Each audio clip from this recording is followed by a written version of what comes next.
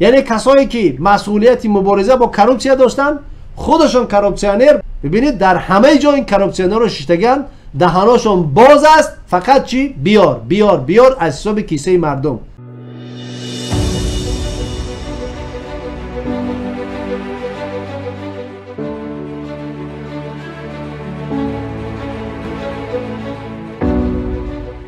ببینید من یک دولت کوچک برای شما نام بگیرم که تا مثلا سالهای 80 اصلا یک دولتی بود که در اونجا هیچ کس نمیخواست برفت، دولت سینگاپور. و ما درباره تاریخ این دولت‌های کوچک و دولت‌های عقب مانده بسیار صحبت کردیم. چرا این دولت‌ها یک بار رشد کردند و اصلا سری ترقی کردن این دولت‌ها در چیست؟ در همون است که مردمای سر قدرت آمدن که دزدی نمیکنن.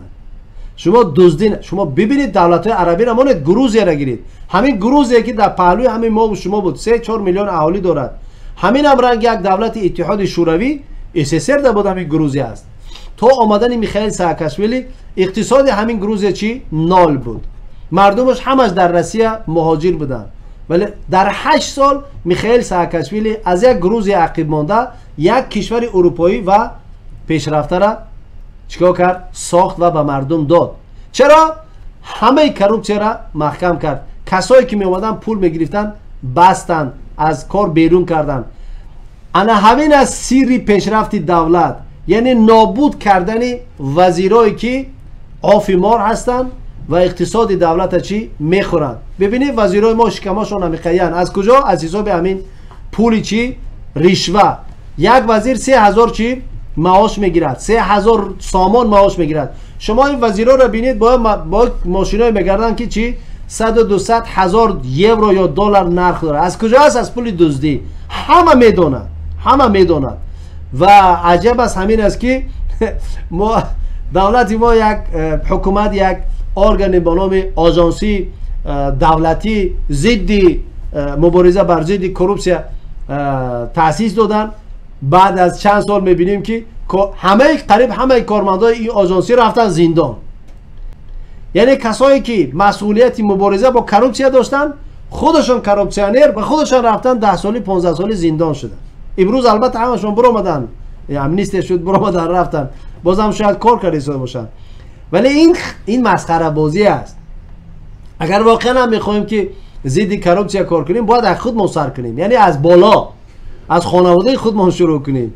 بنابر همین یگانه دارو، یگانه دوای نابود کردن مثلا کروپسیا این مبارزه بر ضد کروپسیا است. مبارزه واقعی، نه این مسخره بازی که امروز ما داریم انجام میدیم. اگر کروپسیا در تاجیکستان و در تمام جهان، در تمام کشورهای نخود جهان اگر که مثلا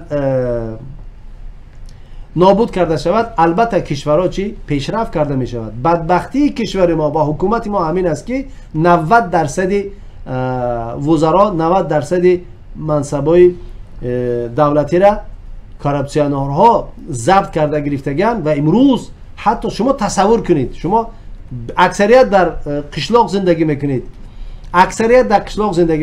یک ارگان تأسیس دادن تنظیم، اینا میرن در جماعت ها میشینن چی کار میکنن؟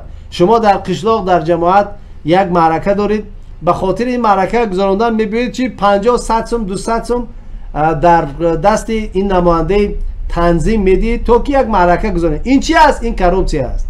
شما اگر 100 سوم 200 سوم یا 500 سوم دادید، شما 1000 تا مهمان هم دعوت کنید، این تنظیم دیگه با شما کار ندارد. این کروپسیا است یا نیست؟ حساب کی است؟ حساب مردم، حساب ملت، حساب خلق. یعنی یک ارگان اداره را تأسیس دادن.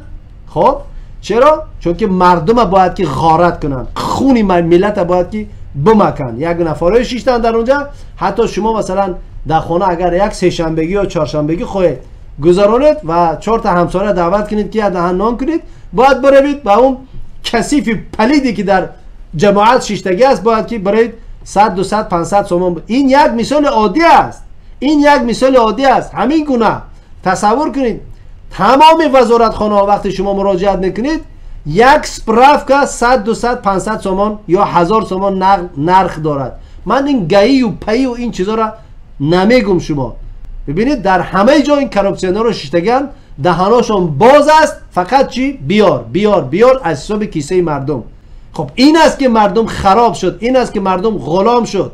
برای یک تصور کنید، برای یک اجازتنامه برای تاسیس یک مگزین، تاسیس کشادن یک مگزین کوچک در قشلاق در دهه 5-10 هزار دلار مبلغ لازم است. 5-10 هزار دلار. یعنی شما آزی صاحب کار، حالی صاحب کار نشده علاکه شما بانکراتی، صاحب کار نشده شما بانکراتی. چگونه اقتصاد این کشور پیشرفت کنه؟ من از سال گذشته حتی همین سال 12,000 شرکت در تاجیکستان بانکرات شدن. این افیسیال استاتستیک است، آمار است. این پیش روی اینا گرفتن در کار، برای چی صاحب کارا کمک کردن در کار، قرضهای بی فایز دادن در کار. ولی اینا به گوش کر از اون خواندن است، به گوش خر از اون خواندن است برادران. ما در این بارا زیاد گفتیم، ولی خب هر یک تا شکما ششتگی که اونا فقط با خوردن و با دادن و با پاره دادن میتونن زنده مانند.